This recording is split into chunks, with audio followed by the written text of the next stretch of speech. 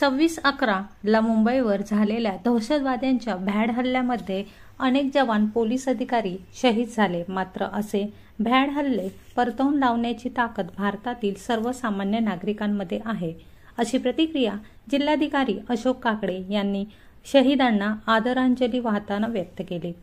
26 November 2008 साली मुंबई शहरावर लष्कर-ए-तोयबाच्या 10 दहशतवाद्यांनी समुद्रमार्गे येऊन हल्ला चढवला होता।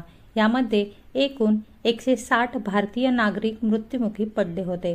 शिवाय यामध्ये STS प्रमुख हेमंत करकरे, अशोक कामटे, विजय साळसकर, तुकाराम ओंबडे, संदीप उन्नीशकृष्ण, गजेंद्र सिंग, शशांक शिंदे यांच्यासह एकूण 18 जण शहीद झाले होते। या सर्व शहीदांना लोकहित मंचाच्या वतीने आज सांगलीतील राम मंदिर चौकामध्ये श्रद्धांजली वाहण्यात आली।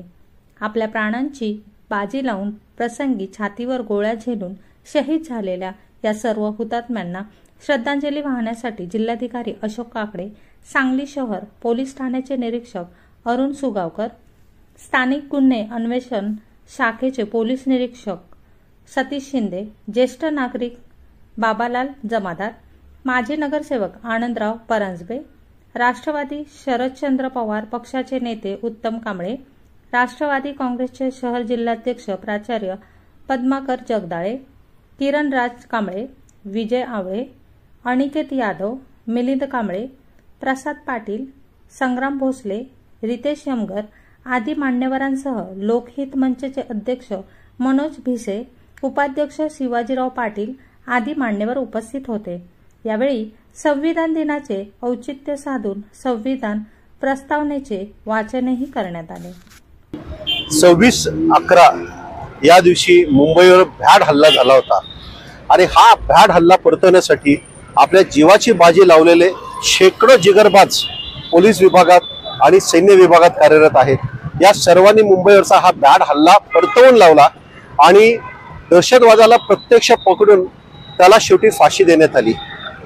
आपल्या देशावर कोणी जर का असा भ्याड हल्ला केला आणि इथल्या नागरिकांना त्रास देण्याचा प्रयत्न केला तर इथला प्रत्येक भारतीय हा पेटून उठणार आहे आणि हा भ्याड हल्ला परतवण्याची ताकद त्या प्रत्येकात आहे हे 26/11 दाखवून दिलं। आणि त्यामुळे आज सांगली जिल्ह्यामध्ये मी आज या सर्व हुतात्म्यांना आदरांजली वाहण्यासाठी मी आलेलो आहे।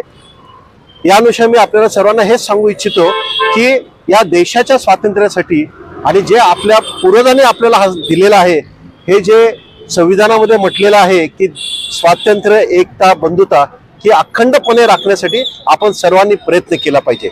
जय हिंद।